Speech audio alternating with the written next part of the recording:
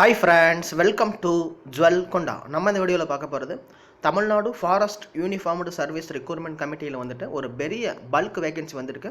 அதை பற்றி தான் இந்த வீடியோவில் பார்க்க போகிறோம். அதற்கு முன்னாடி ஃபஸ்ட் டைம் நம்மளுடைய சேனலை பார்த்து பிடிச்சிருந்ததுன்னா சப்ஸ்கிரைப் பண்ணிக்கோங்க ஃப்ரெண்ட்ஸ். பக்கத்தில் இருக்கிற பெல் பட்டனை கிளிக் பண்ணிங்கன்னா நம்ம போகிற வீடியோ தினம் தினம் உங்களுக்காக வந்துக்கிட்டே இருக்கும். ஓகே, வாங்க ஃப்ரெண்ட்ஸ் வீடியோக்குள்ளே போகலாம்.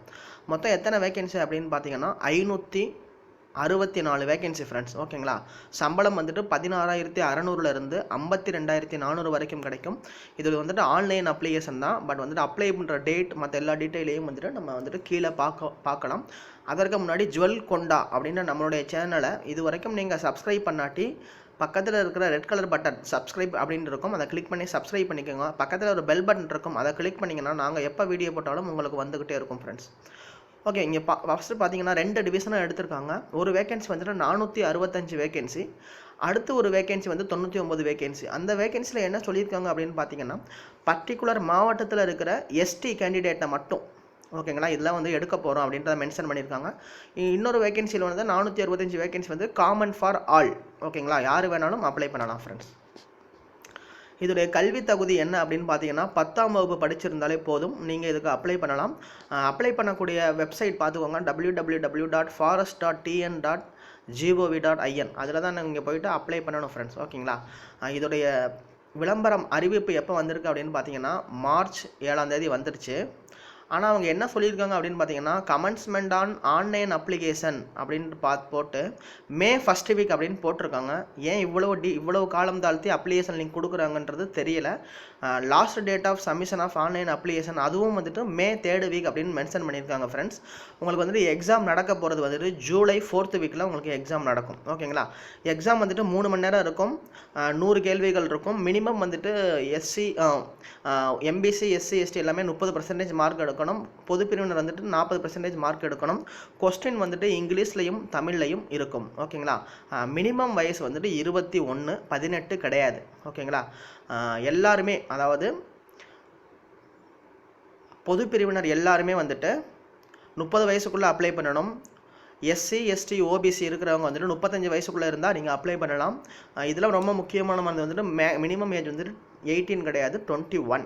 ஓகேவா, எஜுகேஷனல் குவாலிஃபிகேஷன் சொல்லியிருக்காங்க பாருங்கள். ஃபாரஸ்ட் வாட்சருக்கு 10வது பாஸ் பண்ணியிருந்தால் போதும், எஸ்எஸ்எல்சி.